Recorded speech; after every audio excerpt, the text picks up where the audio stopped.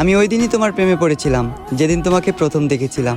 আশেপাশে এত মানুষ থাকা সত্ত্বেও আমি তাদের দিকে তাকাইনি, আমার দৃষ্টিটা শুধু তোমার উপর স্থির রেখেছিলাম। আমি যেদিন তোমাকে প্রথম দেখেছিলাম, কিছু না ভেবে তোমায় এ মনে জায়গা দিলাম এবং করে দিলাম মনের দুয়ার বন্ধ। জেদ ধরলাম আমার শুধু তোমাকে লাগবে, কারণ আমি তোমার প্রেমে অন্ধ। ধীরে ধীরে আসক্ত হয়ে গেলাম আমি তোমার প্রতি। কখনো তুমি আমায় ছেড়ে যাবে না দিয়েছিলে এমন হাজারো মিথ্যে প্রতিশ্রুতি। তবে আমি ধরতে পারিনি তোমার অভিনয়, কারণ তুমি ছিলে অভিনয়ের সেরা, নিখুঁত একজন অভিনেত্রী।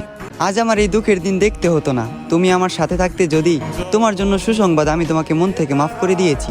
তবে তোমার জন্য দুঃখের সংবাদ এটাই, আমি আজও তোমাকে মনে করে কাঁদি।